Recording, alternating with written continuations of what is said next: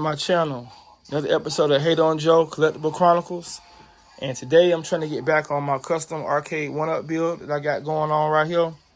So I ended up taking out the 24-inch Vizio that I had here. I done it because, like, after looking at the screen, playing it, yes, the quality of the picture was a lot better with the Vizio because you don't have washout. But on the same thing, you know, you kind of weigh them. The way how I had to do the cab, as far as how I had to modify the kind of shape of it, kind of how it kind of bulged out, I didn't like it. And I think the artwork fits better like this. And it just looks better to me. So I ended up going back to the original way. So this is how it is. What I might do down the road, I might eventually just swap out this monitor to a higher quality monitor. That's probably gonna make the most sense. I just didn't do it because, you know, it's kind of hard to justify the cost to the wife. You know what I mean? Because I just bought this monitor that I said is gonna do what I was, you know, what I wanted it to do. And now I gotta go back and say, hey, you know, that one got washout. You know what I'm saying? So I'll probably end up doing that, swapping them out. So the way I ended up doing this one, I put it on with the TV brackets right here.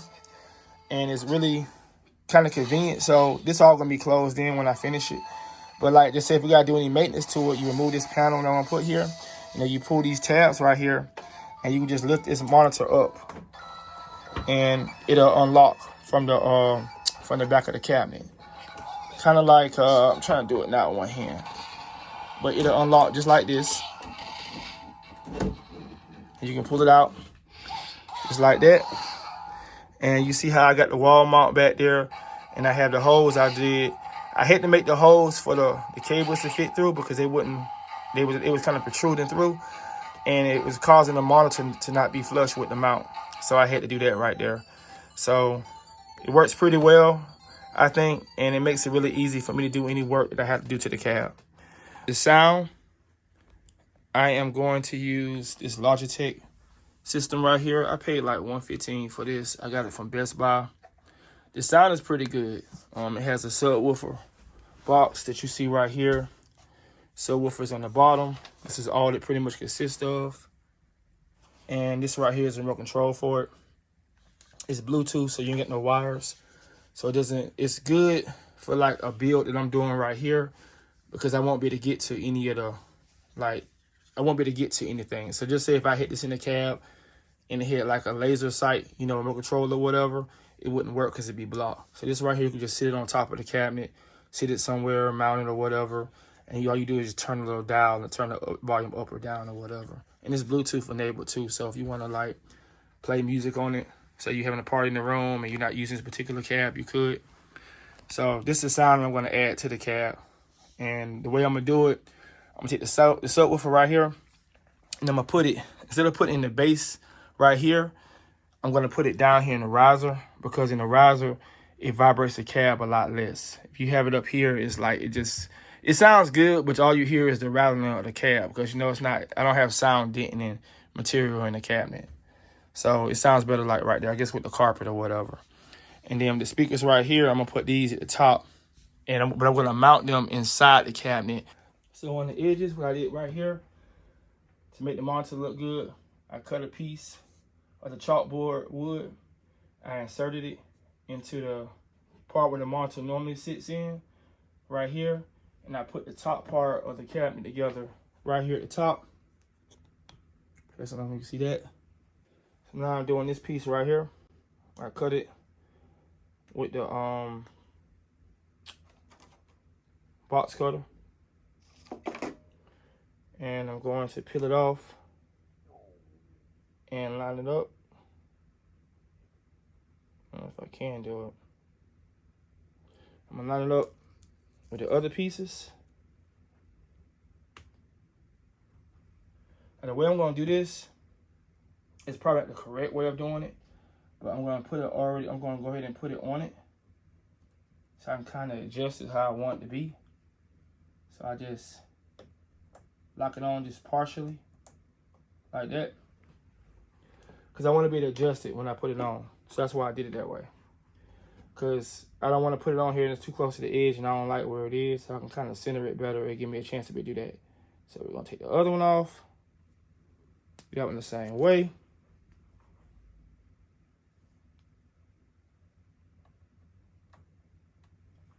And we're gonna partially lock it in.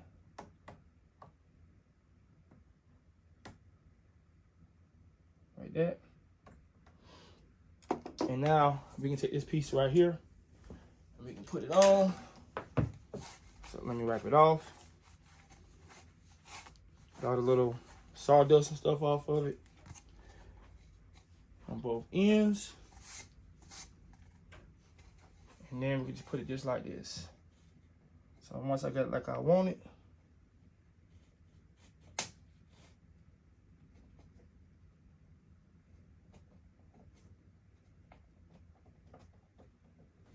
and pretty much I just want to get it where it's at the right level of the screen.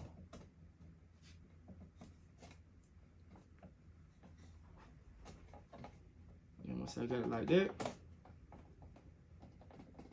push it in.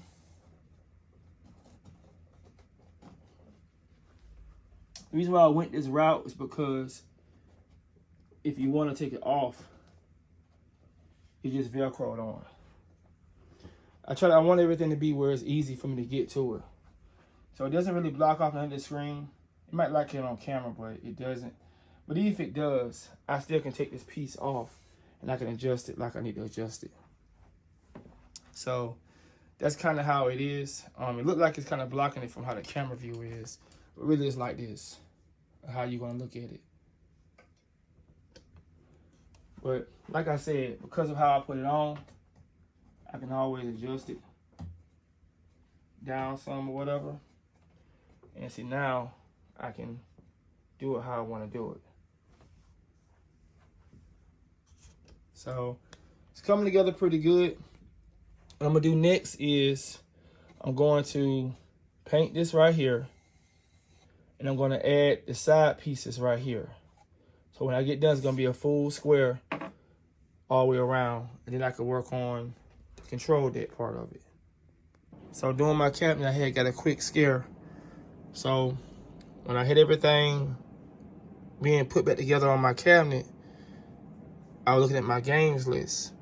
And then I tried to click on a game and play it. The game, it went to the game, screen to load, and the screen went black. And then when it came back, it put you back on the same screen. And it did it again when I tried to play a game again. So I tried a different game, did the same thing.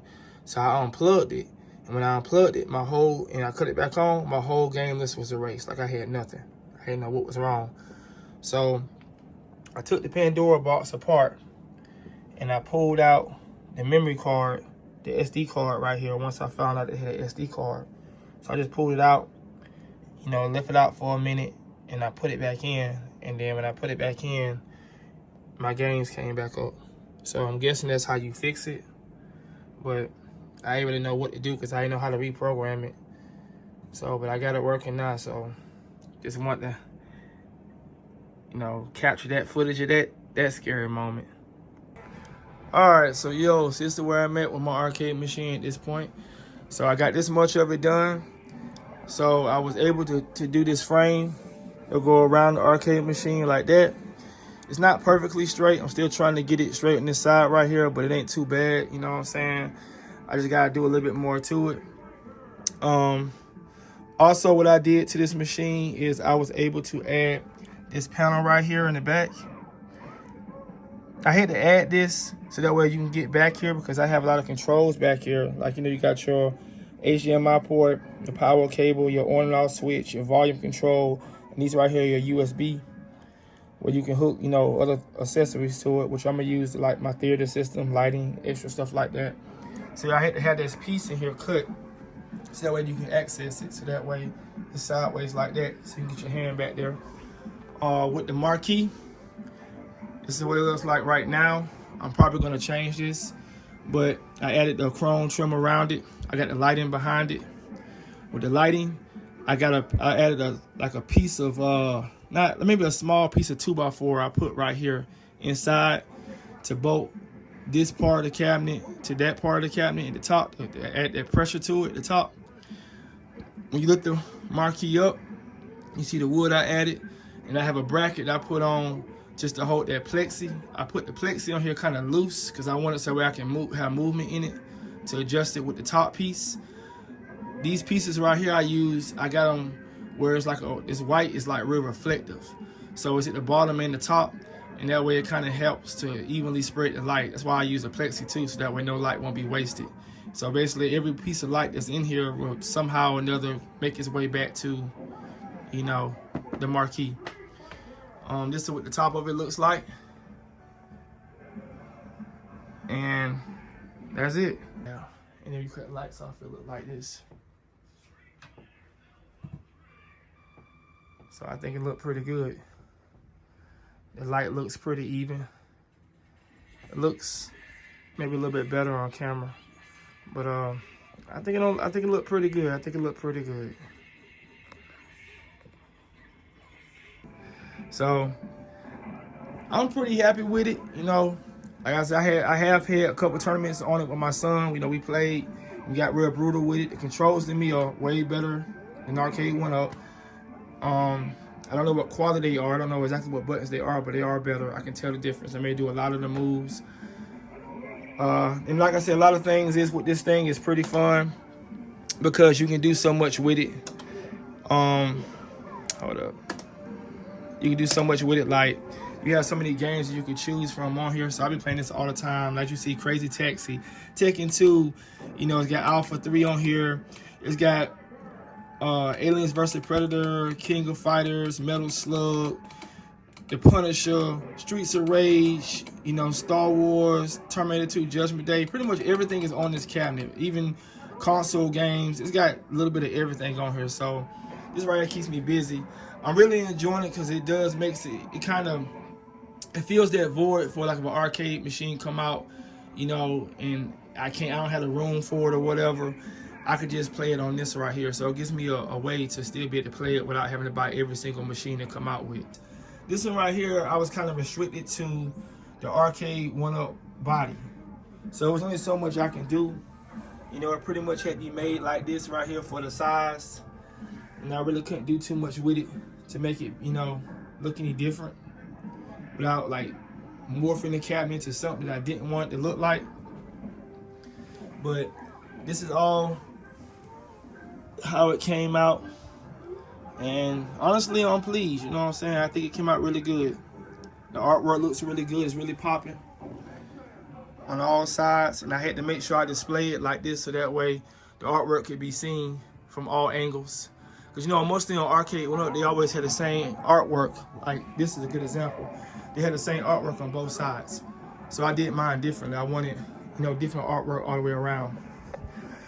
So that's it for my custom Arcade 1-Up machine. So, you know, tell me what y'all think. And until next time, you know, take care of yourself. Like and subscribe. Peace.